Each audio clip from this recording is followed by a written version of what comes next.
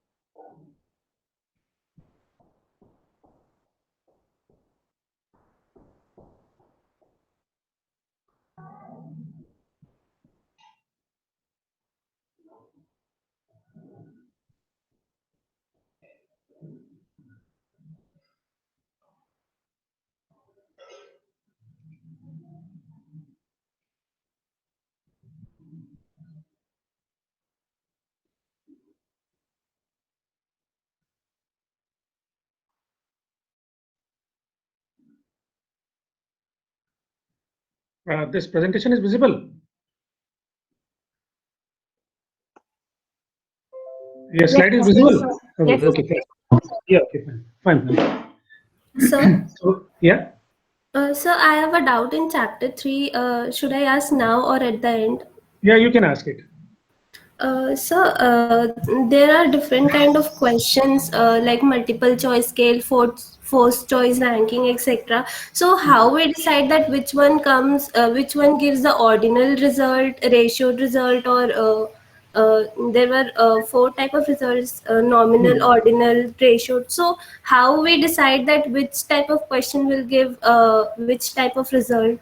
No, by asking questions only, I would be able to understand. Just for the sake of an example, which was the example in the third chapter, when I'm asking a question that these are the names of the states like Madhya Pradesh, Chhattisgarh, Gujarat, and all these, right? 5 are the states. So you are supposed to pick any of these. When I'm saying that I'm not ranking these states, I'm not rating these states. These are for symbolic nomenclature only. So when 1, 2, 3, 4, your class roll numbers 1 to 41, 42 are the symbolic. So when I'll be getting, by asking this question, obviously I'll be getting the nominal information. When I'm asking a question like this, that these two are the brands LG and Panasonic, you are supposed to rate number 1 and number 2, ranking. Then when I'm asking this question, I'm trying to get the ordinal responses. Then I'm presenting a scale. I'm saying that this is the brand LG. You are happy with the product. Then I'm asking question pertaining to rating scale 1 to 5, where 1 is strongly disagree and 5 is disagree. For 5 is strongly agree. So when I'm presenting my questions and in the manner I'm getting the responses, I would be able to conclude that this is the nominal information. When I'm asking questions in terms of ranking, this is the ordinal information. When rating, this is the interval information. Like that. By asking questions, you'd be able to understand. Is this clear? Yes, sir. The more the precision of the question is, the more detailed answer we will get. Definitely. By asking only you would be. When I'm saying that these are the class roll numbers, nominal information. When I'm saying that these are the class ranking, ordinal information. When I'm presenting a rating scale, interval information, like that only. Yes, sir. Got it. Now I'm starting the presentation. Last time we were discussing, I'm just scrolling it down. Last time we were discussing some pre-construction phase of the information of the questionnaire.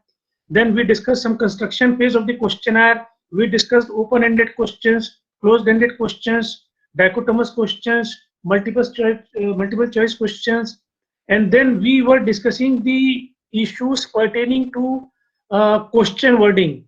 We discussed many issues pertaining to question wording. These are that this must be simple and understandable. vague, ambiguous words must be avoided, double-barreled questions must be avoided, loaded questions must be avoided. This we have discussed. Overstated words must be avoided, implied assumptions must be avoided, memory should not be overtaxed, generalization must be avoided, and your ability to answer must be considered. All these issues we have discussed, and today we are going to discuss one more important issue. That issue is being linked with decision regarding question sequencing. How would I be sequencing the questions, right? So variety of issues we are going to discuss. What are these variety of issues? That should I be asking a question which is extremely difficult in answer as the first question? Should that be the issue? Probably I'll not be doing that. I'll first be asking the simple categorization kind of questions.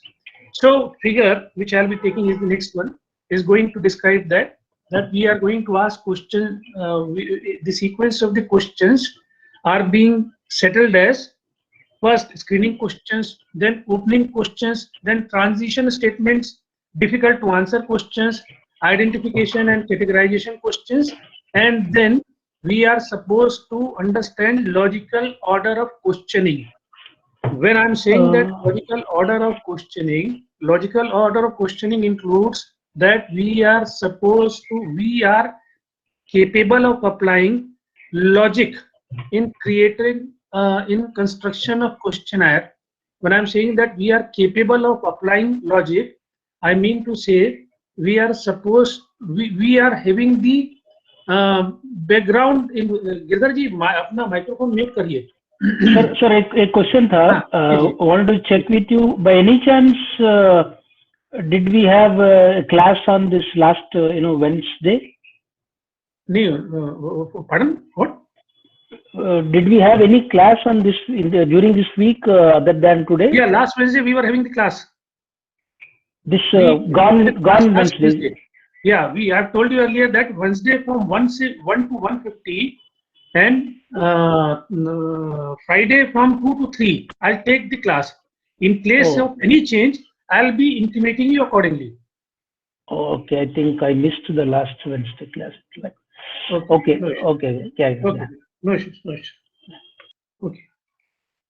So decision regarding the question wording, the question sequencing, we'll take all these in detail. One thing is very clear, that the last point which I was discussing, that we are supposed to be logical.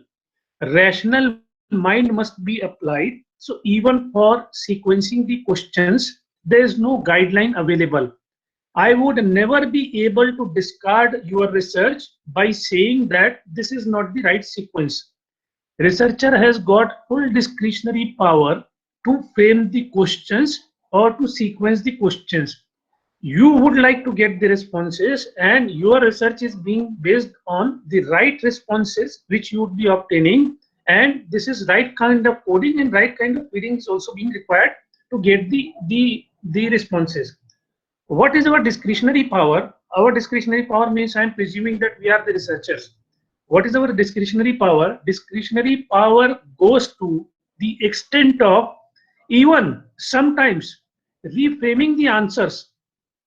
Because I am having the discretionary power, probably when I am just placing the data in the, or maybe I am in the process of considering the data, I'm able to discover that few of the respondents could not understand the question, and which is why they have replied that, like that. When I'm able to discover that, I would be able to now rationalize the answers. So somebody has scored 55555. In my understanding, this is not right. So I would be able to moderate the answers also. So which is why ethical consideration is everything in research, because we are having the freedom available, which is why we follow the ethical considerations. Ethical considerations means we must not be hiding anything. Whatever we are doing, we are going to do that with logic, and there's no harm in doing anything. Whatever we are doing, we are supposed to explain the rationale of that. That is what is important. Nothing else is important. Now, opening questions. suppose just one example is being given, that the opening questions, that suppose we are conducting a research on microwave ovens. So first of all, I'll be asking the opening question that microwave, we say that in the foreign country kitchens, microwave ovens are the routine part, but in our cooking, in our setting, microwave ovens are not being generally used. So because I've got the research topic or research title or maybe the research issue from the Western country, so I should not be presuming that all the Indians are using microwave ovens in their kitchen cooking. So first of all, I'll have to ask the question that are you using it or not? Or that may be my understanding only. Their way of cooking is entirely different from our way of cooking. So we'll have to ask the filtering questions like opening questions, and by these questions we'll make the respondent comfortable also. Then transition statements are also being required. For example, there is the mineral water company, and we would like to have their views on awareness and taste. So 11 questions I'm going to ask on awareness and taste, and first 5 questions are being based on awareness, and next set of 6 questions are being based on taste. So I'll ask first 5 questions pertaining to awareness, and then I'll be placing a transition statement in between so that a pause is being available, and then comfortably respondent would be able to answer the next set of 6 questions. So this is what is always available, and what we do, this is my experience, that we people are in great hurry when we write something, and it has been advised that there should not be any hurry in good writing. So what we do, that we move from one para to another para without connecting the previous para with the next para. So that is what is the general way of writing, when we evaluate PhD thesis or whatever we do in terms of evaluation of writing. This is the common mistake. From moving one para to another para, there must be the preface for the another para. I must first be founding the direction for the para, for the next para, then I should be moving to the next para. This is the common way of writing. Likewise, questionnaire, first set of questions are going to discuss something. I should be asking next set of questions, but in between, I would like to place a line, a sentence, so that there would be the transition available even in the mind of the respondent. Respondent is responding the question, so he is also a human being. So that shift is also required from his, even in his mindset, right? So that we are supposed to understand. And then difficult to answer questions. Obviously, if difficult to answer questions would be first, then the respondent is going to terminate the interview. Respondent is going to terminate the interview, and if that would be the telephonic interview, what has happened, that you may have noticed that telephonic interview and all that, it was when in the beginning of the survey techniques and all, people used to conduct personal interviews. Then telephone got invented. Then they used to conduct the telephone interviews. Then nowadays people are conducting that email interviews and then web-based interviews. So all these are the ways of interviews. So what is we are going to discuss all these in detail as chapter number 7. But one thing is important, that the difficult to answer questions must be placed later. Complicated questions, sensitive questions must be placed later, so that the respondent would become comfortable with the process, and then he would be able to answer firmly, and he would be able to answer comfortably also. Now we are supposed to, now you see that in the beginning of the class a question is being asked, that how would I be getting the impression that this is the nominal information, this is the information, like that. Now you see that name is the nominal information. Name may be 1, 2, 3, 4, but I'm not saying that no name is superior than the other name. Mailing address, office phone numbers like 10-digit phone number is the nominal information. Personal phone number, cell phone number, whatever would be the issue, is the nominal information only.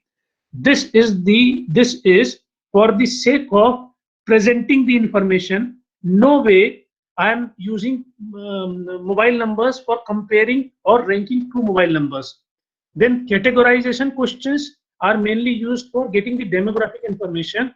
then age, experience, gender and occupation, all such kind of informations are to be obtained, but these are to be obtained in a different category. A different category is required. So I'll be first asking all such kind of questions. When respondent would be responding that, then I'll be moving to next set of questions. Then logical order of sequel or order of questioning. People say that there are some of the ways that funneling technique is one technique which says that general questions must be asked first. Work technique is the technique, but all these techniques, whatever may be the name of the technique, these techniques suggest that we must be asking the easy questions first, and the difficult to answer questions must be placed later in the questionnaire. If we are having segments available in the questionnaire, sections available in the questionnaire, difficult to answer questions must be placed later in the questionnaire. You wish to ask any question in between? Anybody? Yeah, Chaitanya. Sir, it is clear. No question. Clear. Anybody is wishing to ask anything? Okay, now I'm moving. So decision regarding question response choice. So now again you see that there would be you must not be thinking that when I'll be asking when I'll be setting some 13-point rating scale, then only my research is going to be appreciated. This is not the issue. If you are going to take 11-point scale for your research, I would not be able to accept your paper as a reviewer. I would be rejecting that. I'm going to ask the first question, that on what basis you have selected 11-point scale. If you have selected 11-point scale, that means you are presuming that respondents would be able to answer 11 multiple choices, 11 multiple points. This is not possible. So by and large, we select 5 to 7 response alternatives, and I've seen that 99% of the researches across the globe, they use 5 to 7. In some specific cases, 9, but I have never seen 11 and 13. Even 15 is possible technically, but I have never seen. So 5 to 7, and most of the researchers, they generally use Likert scale kind of thing. So 5 are the options. You wish to have the proper responses. These responses with 5 alternatives are okay. So there's no need to ask some 7 or maybe 9 or maybe 11. But as I've told you earlier when I was discussing chapter number 2, that for what sake we are taking 5 or 7. Can you explain it? Anybody in the class? We have discussed it. 5 or 7. Why not 6 or 8 or 4? Why we are taking these odd numbers only? Is there any rationale, or this is the random choice? Because, sir, we need a neutral response. Yes. This is what is the issue, that we in a 5-point rating scale, 2 are the disagreement side, 2 points are there in the disagreement side, 1 is neutral, neither agree nor disagree, and 2 are in the positive sides. So even in terms of obtaining the responses, we people are extremely unbiased, because we are presenting 2 negative options, 2 positive options, and 1 neutral in between. So all the options are being presented. So we people are very much unbiased in terms of getting the responses. So this we must be understanding, that a researcher should be, if suppose I'm just giving the example, extreme example. I'm saying that I'm having the scale and I'm using it, and my 0.1 of the scale is this is slightly agree. 0.2 is this is moderately agree. 0.3 is agree. 0.4 is strongly agree, and 0.5 is extremely agreement. Is this not a biased scale where there's no option for neutral and there's no option of negative? So if I'll be using this kind of a scale, the first question reviewer is going to reject that, and that is being known as desk rejection. When we submit a research paper as a researcher only, we first of all, editor is going to review the paper superficially that this paper qualifies for the journal or not, or this is actually qualifying the established parameters or not. So this is being known as, if I'll be using this kind of biased scale, my paper is liable for a desk rejection. Means my paper, my research is not going to be reviewed. My research is not capable of being reviewing. My desk editor of the journal is going to reject that on desk. That is being known as desk rejection. So why am I bound to follow all the steps of research? Because I'll have to understand, I will have to avoid the desk rejection.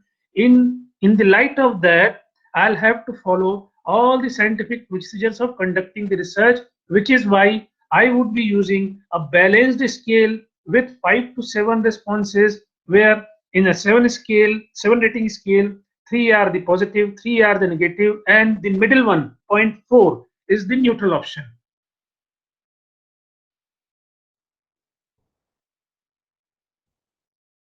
Now, this is very much important, that decision regarding questionnaire layout. And layout is also very much important, and color is also very much important. If you would be presenting a questionnaire, printout is being taken on black color paper, and the ink which you are using is white, that would be very unattractive kind of questionnaire. And you see that font size and everything is very much important. Appearance of the questionnaire is going to convey your sincerity in conducting the research. First thing which is important, at a glance I should be able to understand that you are a serious researcher. So how would I be understanding? I am not aware about your research topic. So I would first be seeing your questionnaire. Contact point of a researcher and a respondent is the questionnaire. So when I'm presenting my questionnaire, this is very shabby, and you see that even font size are not very clear, color is not clear, and the print paper is pale yellow, even the photocopy is not good, nothing is good. So that is going to give an impression that I am not serious for my research, which is why there's a broad suggestion being available that a questionnaire must be properly framed, and it should, in order to get the responses, which is very difficult to get, we are supposed to understand that our questionnaire must be the user friendly, should carry the user friendly format. I'm not framing my questionnaire for myself, I'm framing my questionnaire for the response sake. So in the light of the response, I should be framing the good questionnaire, good appearance wise questionnaire.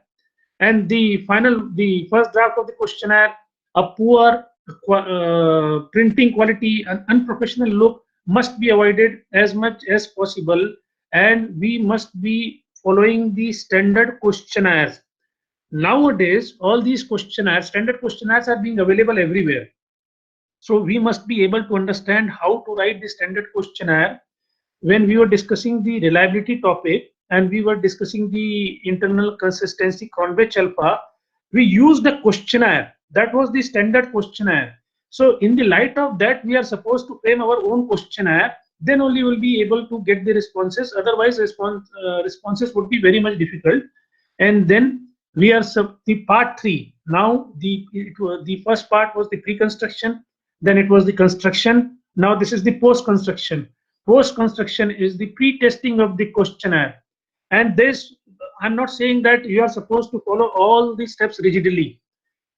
Practically, this is what is the chapter discussion, but practically we must be in combination, we must be following in spirit, we'll have to understand the meaning of presenting the questionnaire.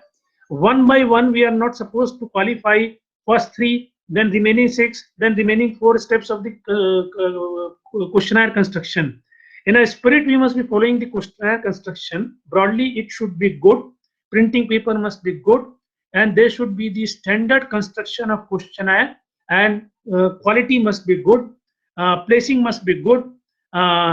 Scales must be balanced, and there must be the segments. First segment is going to cater the categorical information, category information, age, and all these. Second segment is going to ask the questions, and now there must be the boxes available, and in these boxes I should be getting the responses by and large. and we are broadly covering these areas only in terms of different steps of the questionnaire. So pre-testing of the questionnaire, a small sample, I'm going to administer it to the small sample, and these people would be suggesting me that my questionnaire is good or not. Variety of techniques are being available, that I'll be speaking aloud my questionnaire and then think aloud, sorry, I'll be thinking aloud, then probably I'll be able to understand that where's the problem in the questionnaire. People are going to tell me that where's the problem in the questionnaire. So then I would be on the basis of the first administration of the questionnaire to a small sample, I may be able to overcome the problems of the questionnaire. And then slowly and gradually, there's no, whatever we are discussing is the general discussion only. We are supposed to correct the questionnaire in the light of the responses we are getting for the preliminary questionnaire. There's pre-testing of the questionnaire, then reviewing the questionnaire on the basis of the pre-test, and if required, we can go for the second pre-testing, and then ultimately we are going to administer the questionnaire to all the people. Final draft is to be prepared, and we must be giving it to the fellow researchers that this is okay or not.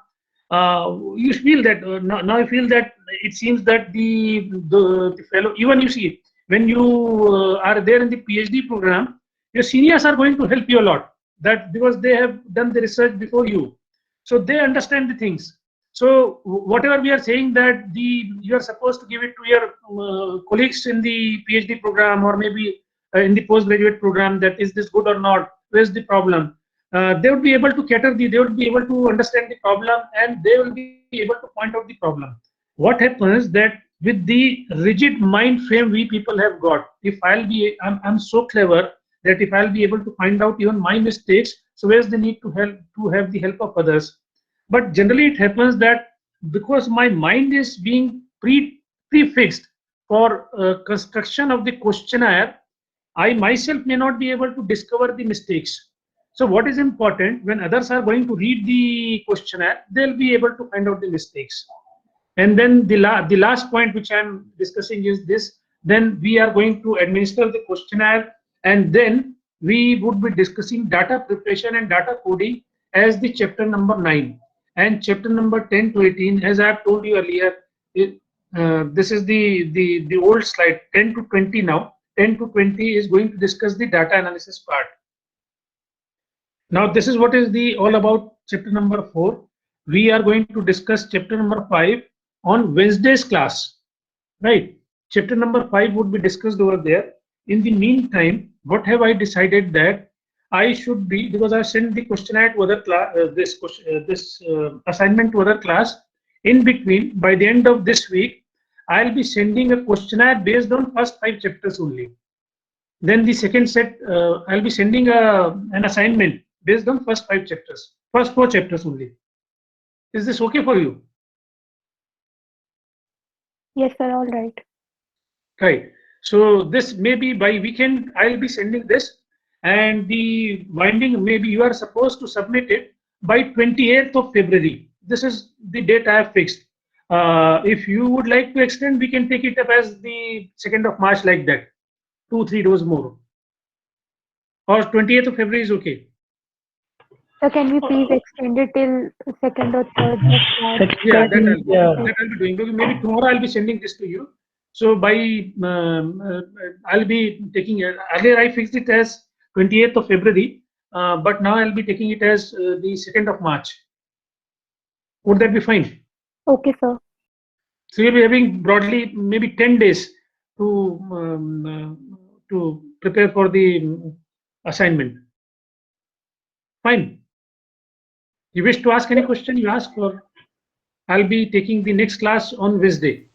So the submission will be in PDF form? Yeah, this would be the handwritten. You are supposed Handwritten, okay. This would be the handwritten, and this should be in the PDF form. Okay, And in no way you are supposed to exchange your PDF to anybody. I'll be providing the proper instructions. You are supposed to send it to Deepen Singh only. So I'll be providing his email and everything. So and Deepen would collect it. He would compile it according to your class roll numbers, and then he'll send it to me. The broad file, he'll be sending it to me, but you are supposed to send it to Deepen Singh.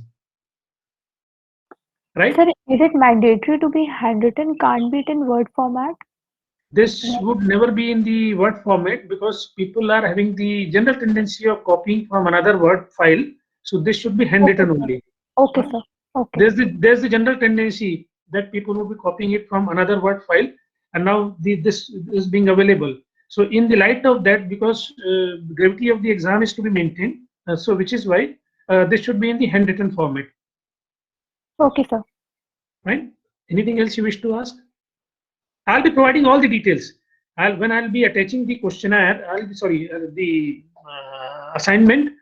In the assignment, I'll be writing all the details, how to address, and then I'll be taking some 15-20 minutes to discuss about the assignment. If there's any confusion pertaining to assignment and how to provide, how to sequence that and all, this is all up to you. Means I'll be taking some 15-20 minutes separately for assignment discussion. In the next class, maybe by Sunday, I'll be sending it to you. On Wednesday, I'll be discussing the issues of assignment in first 15 minutes. In 2 days, you would be able to go through that, and then you would be able to ask questions pertaining to that, confusions pertaining to that, right?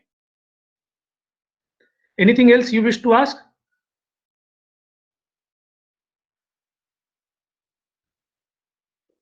There's no question? No, sir. Thank you. Okay, Abdullah. Okay. So I'll take next class on Wednesday. By Sunday, I'll send the first assignment for 25 marks. On Wednesday, we'll discuss the issues, confusions related to first assignment, right?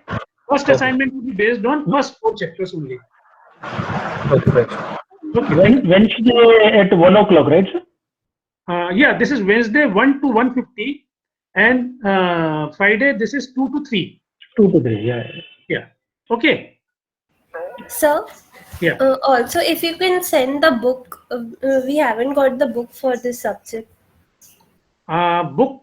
How would I be able to send the book? PDF is Like not being available. Okay, soft copy is not available. No. PDF. How PDF would be available, right? So PDF, Okay, sir. PPTs were being available. PowerPoint slides were being available. So I've sent you the PowerPoint slides. So will it be enough for the assignment, the PPT you sent? No, that would not be enough. I may not be able to say that that would be enough. But you see that this nowadays, you see that even the material is being available means maybe suppose this chapter number 1 or this the questionnaire design, and you are supposed to prepare the questionnaire. Lot of information is being available through internet pertaining to questionnaire. So that would not be a problem. But if you would ask the simple question that PPT would be sufficient for preparing the assignment, so I'll say no, this would not be sufficient. PPT is for the general understanding only, and that is being used for the only faculties are going to use that. You are supposed to consult the book, or maybe what if book is not being available, whatever the source of information is available, you are supposed to consult the details of the chapter. PPT is going to give you the information that up to what you are supposed to cover the content. Questionnaire, if you will type the questionnaire in Google, variety of information and the lot of confusing information is going to be emerging out. What am I saying? That this PPT is going to give you the direction that I am supposed to cover what content for the chapter. Is this okay? Yes, sir. Okay. So if there is any other question, Abdullah, you please ask, or you allow me to leave. No, sir. Thank you, sir. Okay. Okay. Thank you. Thank you.